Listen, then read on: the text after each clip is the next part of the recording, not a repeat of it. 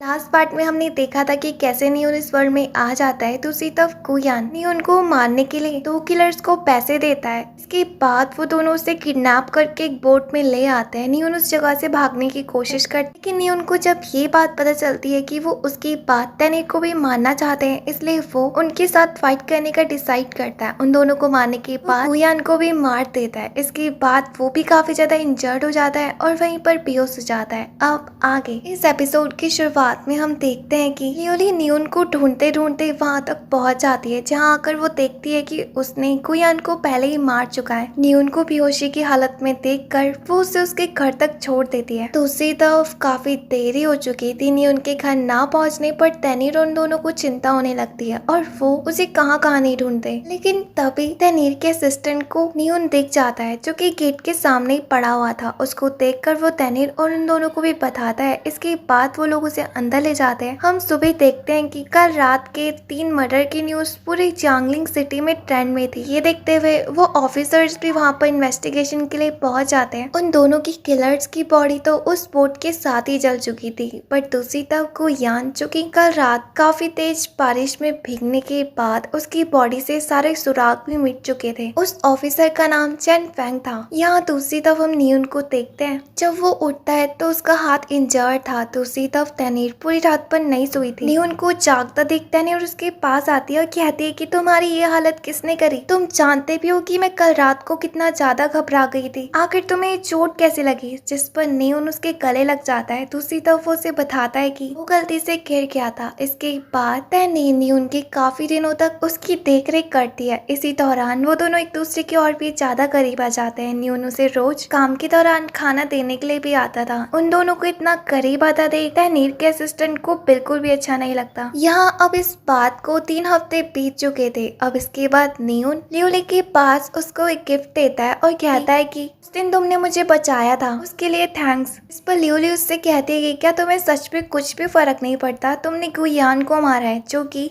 Government office का एक officer भी था। भले ही वो लोग उन किलर्स की मौत के लिए इस केस को सॉल्व ना करे, बट वो गुयान के लिए जरूर करेंगे। तो जिस पर नियोन कहता है कि रात को इतनी तेज बारिश पड़ रही थी, मुझे नहीं लगता कि कोई भी सबूत बचे होंगे। अब जिस पर लियोली उससे कहती है कि फिर से सोचो। दूसरी तो वही ऑफिसर चेन नेंग तैनीर के पास आता है और कहता है कि तुम जानती हो 3 हफ्ते पहले जो मर्डर हुआ था, उन सबके मिले हुए सुराग के हिसाब से तुम्हारे हस्बैंड ने वहाँ पर मर्डर करा था। कितनी इत्तेफाक की बात है कि वो भी उसी दिन इंजर्ड हुआ। दूसरी तरफ तैनीर को भी पता चल चुका था कि नियोन भी उस दिन उस रात को मौजूद था उन लोगों के साथ। जिस पर तैनीर अब उस ऑफिसर से कहती है कि तुम जानते हो ना कि वो दोनों तो किलर्स थे, उन दोनों के मर्डर से इतना फर्क भी नहीं पड़ता। जिस पर वो ऑफिसर कहता है कि हाँ, पहले मुझे भी लगा था कि तुम्हारा ही हस्बैंड इस मर्डर के पीछे उसी का हाथ है, लेकिन गुयान को उसने नहीं मारा, उसको किसी और ने मारा है, क्योंकि बेहोशी की हालत में एक तीर चलाना बहुत ज्यादा मुश्किल है। लेकिन तभी भी हमें आगे जाकर कोई ना कोई स्टोरी तो देनी पड़ेगी। दूसरी तरफ नियोन कहता है कि अब क्या होगा?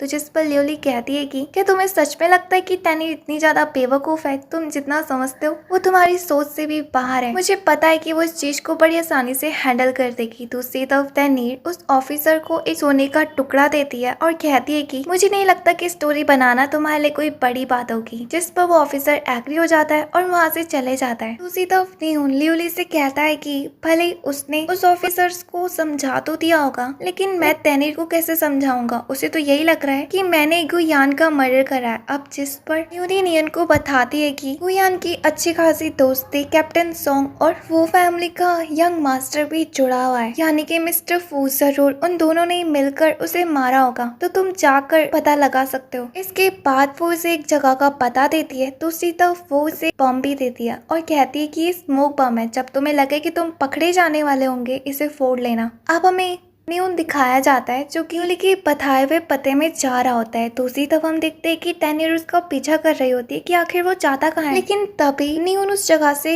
एक व्हाइट हॉर्स क्लब में जाने लगता है। ये देखकर तैनीर को काफी ज्यादा गुस्सा आती है और अब वो उसका पीछा करने लगती है। तभी वो छोटा बंदा यानी कि वो टिंगू आकर उसके रास्ते में खड़ा हो जाता है, जिस वजह से तैनीर आगे नहीं जा पाती। वो टिंगू से कहता है कि जरूर तुम अपने पति का पीछा कर रही हो, है ना? लेकिन मुझे लगता है कि अब वो तुम्हारे हाथ से निकल चुका है, जरूर वो वहाँ मजे करने जा रहा होगा। अब जिस पर तैनीर को और भी ज्यादा गुस्सा आती है और वो उससे चाकू मांगती है। दूसरी तरफ हम न्यून को देखते हैं जो कि उसी क्लब में पहुंच चुका था। वहाँ काफी ज्यादा लड़कियां मौजूद थी। ये देखकर वो कहता है कि आज तो मैं गया। इसके बाद वो जैसे कैसे तड़के उस जगह से निकलकर ऊपर जाता है। यहाँ पर कैप्टन सॉन्ग से मिलने मिस्टर वू आए हुए थे और वो कैप्टन सॉन्ग से कहते हैं कि आपका भी वही दुश्मन है जो कि हमारा है। तो जिस पर कैप्टन सॉन्ग कहते हैं कि तुम्हारा मतलब वो न्यून, जानते भी हो उसने मेरी नाक पे दम करके रखा हुआ है। इवन कि उसने अपना एक आइडिया मिनिस्टर क्विन को भी दिया। इसके बाद अब वो लोगों को उन कार्यों की परवाह है। न्यून तो उनके सामने एकदम हीरो बन गया। हमें कुछ भी करके उसे अपने रास्ते से हटाना होगा। तो जिस पर मिस्टर वो कहते हैं कि हमें काफी ज्यादा सावधानी रखनी चाहिए क्योंकि वो लड़का बहुत ज्यादा तेज है, वो यहाँ तक भी पहुँच सकता है। जिस पर कैप्टन सॉन्ग कहते हैं कि मुझे नहीं लगता सू फैमिली का दामाद इस जगह में पहुंचेगा। और ये बोलकर वो दोनों हंसने लगते हैं। दूसरी तरफ हम देखते हैं कि न्यून उस जगह में पहुंच जाता है और अब वो खिड़की के नीचे से उन दोनों की बातों को सुनने लगता है और साथ में रिकॉर्ड भी करने लगता है। दूसरी तरफ कैप्टन सॉन्ग मिस्टर वू से कहते हैं कि मैंने ये बात जानी कि कैसे उसने गुयान को बड़ी आसानी से मार दिया। वैसे भी उसने सही करा क्योंकि गुयान हमारे सारे प्लान्स को पहले एक्सपोज कर दे रहा था। ये बात सुनकर न्यून को काफी ज्यादा हैरानी होती है कि उन दोनों ने गुयान को नहीं मारा तो आखिर किसने मारा है। यहाँ मिस्टर वू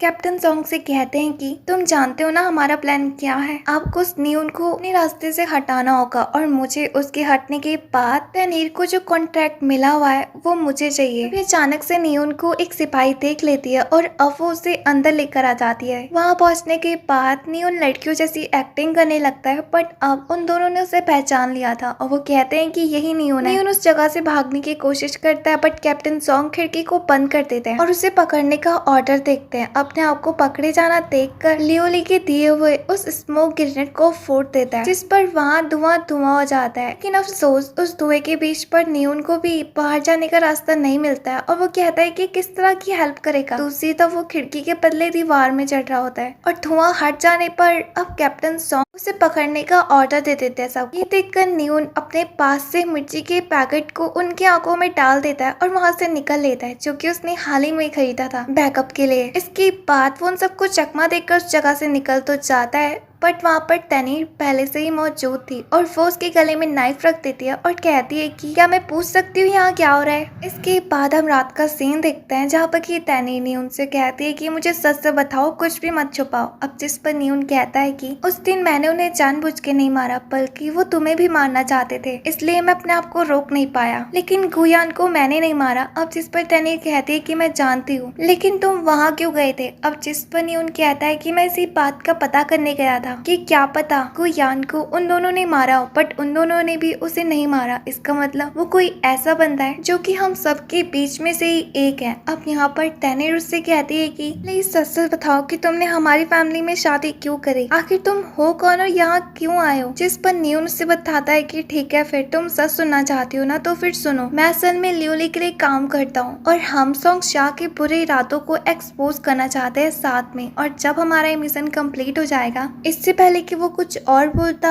तनीर उससे कहती है कि तुम ये कहना चाहते हो कि तुम यहाँ से जाओगे तो फिर ठीक है, मैं तुम्हें जबरदस्ती फोर्स नहीं करूंगी मेरा हस्बैंड बन के रहने के लिए। अब जिस पर न्यून कहता है कि ऐसी बात नहीं है, जब ये काम हो जाएगा तो मैं सू फैमिली का दामाद बनने के लिए तैयार हूँ। तो इस बात पर तनीर उसके काम के साथ उसका साथ देने के लिए तैयार हो जाती है। इसके बाद तनीर न्यून को एक क्लोथ दिखाती है जो कि येलो कलर का था और काफी ज्यादा खूबसूरत था। वो सू फैमिली का एक सीक्रेट मेथड था जो कि सिर्फ रॉयल फैमिलीज के लिए ही बनता है, यानी कि तनीर और न्यून के अलावा उस मेथड के बारे में और किसी को नहीं पता। लेकिन हम देखते हैं कि एक बंदा उनकी बातों को सुन रहा होता है और अब वो वहाँ से चले जाता है। जब न्यून वहाँ से जा रहा होता है तो उसे अपने पीछे कोई चीज महसूस होती है। अब हमें सुबह का सीन दिखाया जाता है जहाँ पर हम तनीर और न्यून को देखते हैं। न्यून उसे कल के बारे में बता रहा होता है कि कैसे उन लोगों ने उसे पकड़ने की कोशिश करी बट जानती हो मैंने उनके ऊपर मिर्ची डाल दी और मैं बड़ी आसानी से उस जगह से निकल भी गया। तभी वहाँ पर तनीर का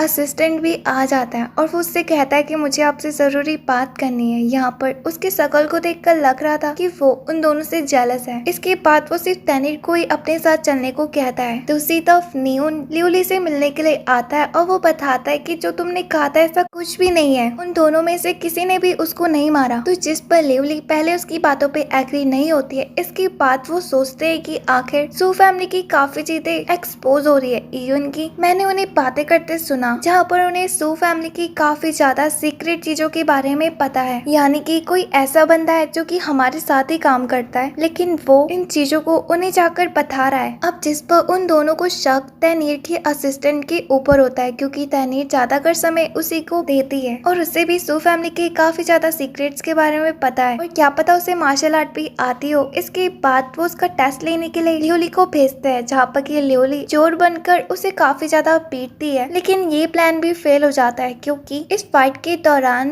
तैनीर का असिस्टेंट अपनी मार्शल आर्ट वाली पावर को यूज नहीं करता। इसका मतलब कि उसे मार्शल आर्ट तो नहीं आती है इसलिए वो किसी का मर्डर नहीं कर सकता। लेकिन अगर आखिर वो नहीं है तो फिर कौन है इन सब के पीछे? इसके बाद नियोन रात के टाइम पर तैनीर के असिस्टेंट का पीछा कर रहा होता है कि उसको अब भी उसके ऊपर शक था, जिस पर साओचेन भी उसके पीछे होती है और कहती है कि क्या तुम सच पे उसके ऊपर शक कर रहे हो? जानते भी हो अगर तैनीर को इस बारे में पता चलेगा तो वो तुम्हारे ऊपर कितनी ज्यादा गुस्सा होगी। मिस्टर श्री तैनीर के साथ पिछले 6 साल से काम कर रहे हैं और इवन की वो हमेशा हमारी फैमिली के लिए लॉयल थे और जानते हो जब से तैनीर ने सू फैमिली के शॉप को चार्ज करना शुरू करा है और जब से वो वहाँ की हेड बनी है तब से मिस्टर श्री की पोजीशन काफी ज्यादा नीचे तक हुई। लोगों ने इतना ज्यादा टेंशन भी नहीं देते थे लेकिन तब भी उसने सू फैमिली के लिए काम करा। अब जिस पर नियोन कहता है कि इसका मतलब जरूर पूरी प्रॉब्लम यही है। अब जिस पर शाओचेन उससे कहती है कि मेरा कहने का ये मतलब नहीं था, अगर तैनीर को इस बारे में पता चलेगा तो उसे कितना ज्यादा बुरा लगेगा। और जब वो दोनों आपस में बातें कर रहे होते हैं कि तभी इसी मौके का फायदा उठाकर मिस्टर श्री वहाँ से जा चुके थे। ये देखकर वो दोनों भी उस जगह से चले जाते हैं। यहाँ पर दूसरी तो मिस्टर श्री उनकी बातों को छुपके छुपके सुन रहे होते हैं और कहता है कि मुझे नहीं लगा था कि नियोन वाकई में इतना ज्यादा चालाक होगा, मुझे अब उसके सारी चालों से बचना पड़ेगा जब तक कि हमारा प्लान कंप्लीट नहीं हो जाता। इसके बाद हम उसे मिस्टर वू के पास देखते हैं जहाँ पर कि वो एक सीरियल किलर के कपड़े पहन के आया होता है। मिस्टर वू से कहते हैं कि तुम्हारा यहाँ पर आना वो भी इतनी रात को। अब जिस पर मिस्टर शी मिस्टर वू को बताते हैं कि मुझे लगता है कि हमें अपना प्लान चेंज करना होगा क्योंकि उनको मेरे ऊपर शक हो चुका है और इसी बात का पता लगाने के लिए आज उसने एक बंदे को भेजा था। तभी वहाँ पर कैप्टन सॉन्ग भी आ जाते हैं और कहते हैं कि क्या मैं पूछ सकता हूँ ये बंदा कौन है? मिस्टर वू के बताने पर वो उसकी गर्दन में अपनी तलवार रख देते हैं और कहते हैं कि तुमने सोच भी कैसे लिया हम तुम्हारी मदद करेंगे तैनीर को तुम्हें सौंपने के लिए, क्यों ना हम पहले तुम्हें मारे और फिर तैनीर को। अब जिस पर मिस्टर श्री कहता है कि पर इससे तो तुम्हें कुछ भी चीज हासिल नहीं होगी, तुम भले ही सू मैनसन की शॉप और प्रॉपर्टी को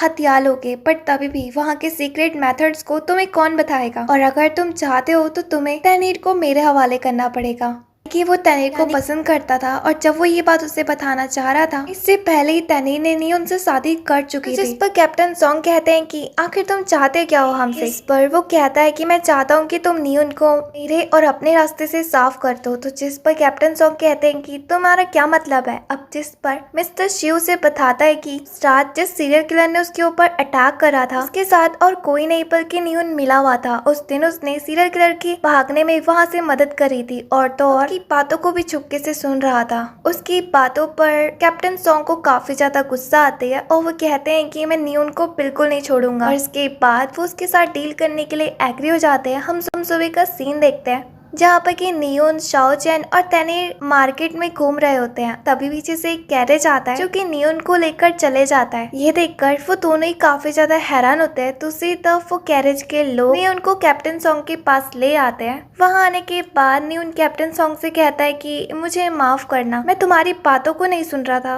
बल्कि मेरी वहाँ पर नई नई जॉब लगी थी इसलिए मैं वही घूम रहा था। जिस पर कैप्टन सॉन्ग उससे कहते हैं कि झूठ बोलना बंद करो, मैं सब कुछ जानता हूँ कि तुम वहाँ हमारी बातों को सुन रहे थे, है ना? ये कोई इत्तेफाक नहीं हो सकता, अगर होगा भी तो सिर्फ एक ही बार ना। उस दिन क्या तुमने उस सीरियल किलर की भागने में मदद नहीं करी थी जिसने कि मेरे ऊपर अटैक करा था? क्या तुम गिन सकते हो कितने बार तुम मेरे रास्ते का कांटा बने हो? और अब वो नियोन का गला दबाने लगता है। तभी उसका सिपाही उसके पास आता है और कहता है कि मिस्टर ज़ैंग आपसे मिलना चाहता है। जिस पर कैप्टन सॉन्ग कहता है कि इस बार भले ही तुम बच जाओ बट अगली बार नहीं। हाँ, दूसरी तो मिस्टर ज़ैंग को और किसी ने नहीं बल्कि तैनीर ने बुलाया था क्योंकि वही एक आदमी है जो कि न्यून को बचा सकता था, क्योंकि मिस्टर जेंग की पोस्ट काफी बड़ी है। दूसरी तरफ कैप्टन सॉन्ग मिस्टर जेंग से पूछते हैं कि आपके यहाँ आने का कोई खास कारण, तो जिस पर वो बताते हैं कि मैंने सुना तुम दोनों यहाँ पर सिटी के बाहर खड़े उन लोगों की मदद करना चाहते हो। तो जिस पर कैप्टन सॉन्ग बिल्कुल भी समझ नहीं पाते, बट वो एग्री हो जाते हैं और कहते हैं कि हाँ, हम जल्द से जल्द उस मैटर को सॉल्व करेंगे। वेल,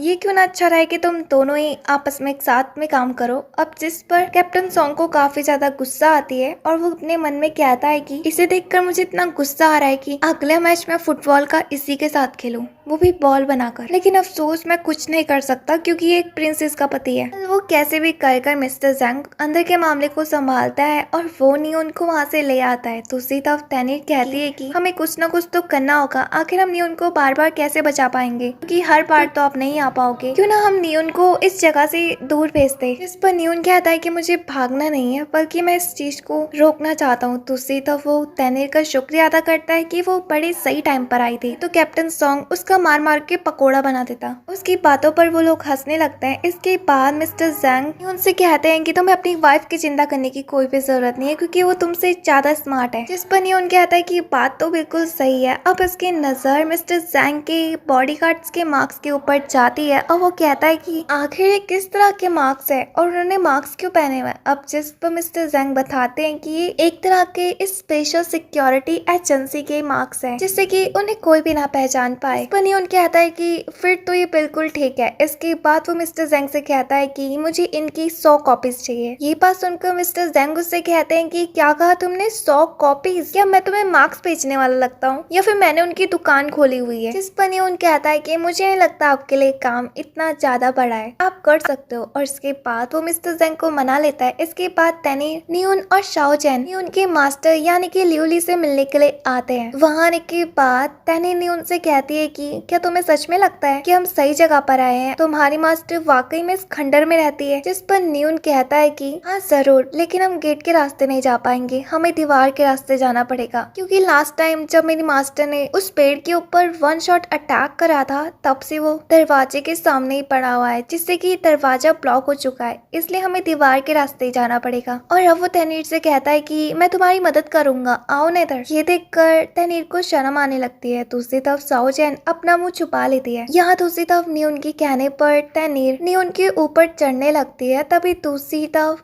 लियोली वहाँ के दरवाजे को खोलती है और कहती है कि क्या मैं पूछ सकती हूँ तुम दोनों यहाँ पे क्या कर रहे हो? वेल, जो भी कर रहे हो जल्दी अंदर आओ। इसके बाद तुम वहाँ से चले जाती है। दूसरी तरफ तैनीर नियोन से कहती है कि बदतमीज। यहाँ अंदर आने के बाद नियोन ये देखकर काफी ज्यादा हैरान होता है कि वहाँ की जगह अब बिल्कुल साफ है। हाँ, जब शाओ चैन अंदर आ रही होती है तभी उसका पैर पिलकने की वजह से वो नीचे गिरने लगती है। ये देखकर लियोली बड़ी आसानी से उसे भी और उसके तोहफों को भी संभाल लेती है। ये देखकर तैनीर और वो दोनों की दोनों ही काफी ज्यादा हैरान होते हैं उसकी ऐसी स्किल से। यहाँ पर लिली उससे कहती है कि तुम्हारा यहाँ आने का कोई मकसद? अब जिस पर नियोन कहता है कि मैं तुम्हें कुछ चीज देना चाहता हूँ, और फिर वो उसे एक मास्क निकाल कर देता है, वही वाला, और कहता है कि मैं चाहता हूँ कि तुम इसे पहनो, इससे तुम बड़ी आसानी से पूरी सिटी में घूम सकती हो। तो जिस पर लियोली कहती है कि बात इतनी तो नहीं है। जिस पर तैनीर बताती है कि मैं चाहती हूँ तुम ये उनकी बॉडीगार्ड बन के रहो। अब जिस पर लियोली कहती है कि तुम जानते हो ना, मेरी कैप्टन सॉन्ग शा से काफी बड़ी दुश्मनी है, तुम्हें डर नहीं लगता कि तुम फिर एक और बार मर्डर के केस में फंस जाओगे? तो जिस पर नियोन कहता है कि मुझे नहीं लगता तुम उसे मार पाओगी, और मुझे ये भी नहीं लगता कि तुम्हारे रहते हुए मेरे ऊपर कैप्टन सॉन्ग शा अटैक करने की कोशिश भी करेंगे। जिस पर लियोली कहती है कि तुमने ऐसा सोच भी कैसे लिया कि हम उसे नहीं मार सकते? जिस पर नियोन कहता है कि क्या मतलब हम? और इसके बाद वहाँ पर एक एक करके सारे के सारे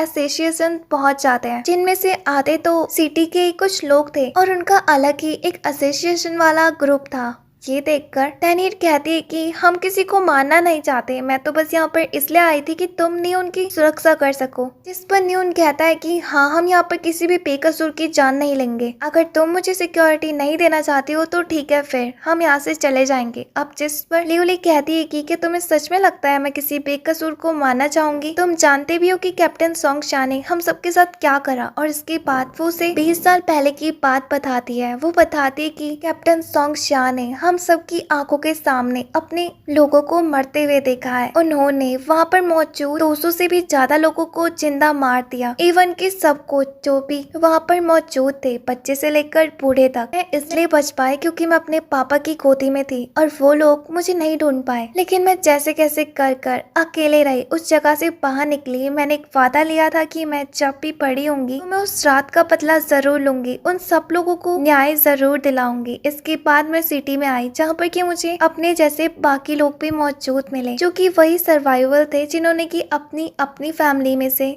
किसी न किसी मेंबर को खोया है। और उसकी बातों पर सभी के सभी एग्री थे। उनकी बातों को सुनकर न्यून कहता है कि मुझे नहीं पता था वो इतना बड़ा कमीना निकलेगा। इसके बाद वो उनसे कहता है कि ठीक है, मैं कल रात को तुम सबको अपने साथ लेकर जाऊंगा। इसके बाद हमें अगली रात का सीन दिखाया जाता है जहाँ पर कि वो कैप्टन सॉन्ग की जगह में पहुंच जाता है। वहाँ वो देखते हैं कि काफी तगड़ी वाली सिक्योरिटी पहले से ही मौजूद थी और कैप्टन सॉन्ग की भी आर्मी बहुत बड़ी थी। यहाँ पर कैप्टन सॉन्ग ने उनसे कहते हैं कि तुम्हारे यहाँ आने का कोई अब जिस पर न्यून कहता है कि मैं तुम्हारे साथ बस एक फुटबॉल का मैच करना चाहता हूँ। अगर मैं उसमें जीता तो तुम्हें मेरी गलतियों को माफ करना होगा और अगर मैं हारा तो तुम मुझे पनिश कर सकते हो। अब जिस कैप्टन सोंगशा कहते हैं कि तुम्हारी डील तो इंटरेस्टिंग है बट उससे पहले मैं तुम्हारे बॉडीगार्ड्स का चेहरा तो देख लूं। लेकिन न्यून जैसे कैसे करके उस चीज को संभाल लेता है। अब इसके बाद उनके बीच में मैच शुरू होता है जहाँ पर हम देखते हैं कि वो दोनों के दोनों टीम ही अपना जबरदस्त देती है। दूसरी तरफ हम देखते हैं कि न्यून भी फुटबॉल खेलने में काफी ज्यादा माहिर था क्योंकि उसने अपनी पिछली लाइफ में एज अ स्टूडेंट खेला था। यहाँ नहीं उनकी टीम भी काफी ज्यादा स्ट्रॉन्ग होती है। जहाँ वो मैच के दौरान कैप्टन सॉन्ग के काफी लोगों को इंजर्ड भी कर देते हैं। ये देखकर कैप्टन सॉन्ग को उनके ऊपर शक होने लगता है। यहाँ पर मैच खत्म होने के बाद कैप्टन सॉन्ग भी उनसे कहते हैं कि वैसे तुम्हें सच में लगता है कि मैं तुम्हारी चालों को नहीं समझ पाऊंगा कि तुम यहाँ पर एसोसिएशन को मुझे मारने के लिए लेकर आए हो और तुम्हारा तो यही सबसे बड़ा गुनाह है कि तुमने एक सीरियल किलर्स का साथ दिया। वेल, अगर तुम इस जगह से बच भी जाओगे तो मैं नहीं तो कोई और तुम्हें इस चीज की सजा जरूर देगा। लेकिन आज मैं तुम्हें नहीं छोड़ूंगा। जब तुम यहाँ से बच के जाओगे तब ना। और जैसे ही वो नहीं उनको मारने के लिए आगे बढ़ता है कि तभी वहाँ पर तैनीर गवर्नर के साथ वहाँ पर पहुंच जाते हैं। यानी कि गवर्नर के होते हुए वो उसका मर्डर नहीं कर सकता। दूसरी तरफ कैप्टन सॉन्ग को देखकर गवर्नर की पहले ही फटी हुई थी बट वो जैसे कैसे करके वहाँ के हालात को रोकने की कोशिश करता है। ये सब कुछ देख कर कैप्टन सोंगशा को काफी ज्यादा गुस्सा आती है। वो कहता है कि इस बार तो मैं तुम्हें देख लूंगा, भले ही तुम आज बच जाओ लेकिन मैं तुम सबको देख लूंगा। ये कहकर वहाँ से चले जाता है। दूसरी तरफ नियोन और बाकी सब भी वहाँ से चले जाते हैं। बाहर आने के बाद लियोली नियोन से कहती है कि तो तुमने ये बैकअप प्लान बनाया था क्योंकि तुम्हें पता था कि हम उसे नहीं मार सकते और वाकई में उसकी आर्मी बहुत ज्यादा बड़ी है। जिस पर नियोन कहता है कि हाँ, मुझे पता था कि ऐसा जरूर होगा। भले ही कैप्टन सॉन्ग ने जितने भी ज्यादा क्राइम करे हो उसे उसकी सजा जरूर मिलेगी। अभी वो सही टाइमिंग नहीं है, हमें कुछ ना कुछ प्लान बनाना होगा। जिस पर वो टिंगो कहता है कि नियोन की बातों पर दम तो है, नहीं तो हम आज वहाँ बिना किसी बात के मारे जाते। यहाँ दूसरी तरफ नियोन उन बाकी सबको बताता है कि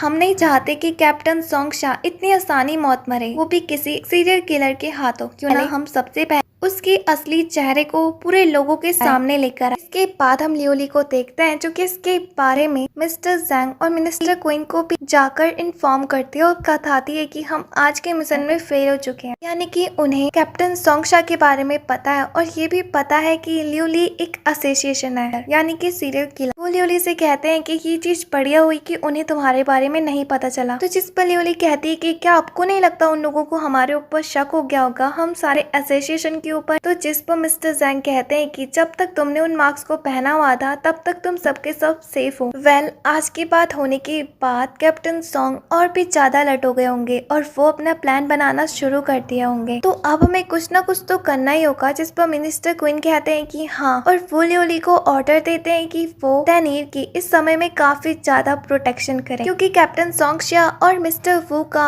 अगला टारगेट कोई और नहीं बल्कि शू फैमिली है। वेल, इसी के साथ ये पार्ट यहीं पर ही एंड होता है। उम्मीद है कि आपको पसंद आया होगा। वीडियो को लाइक करके चैनल को सब्सक्राइब करना मत भूलना। तब तक के लिए बाय बाय।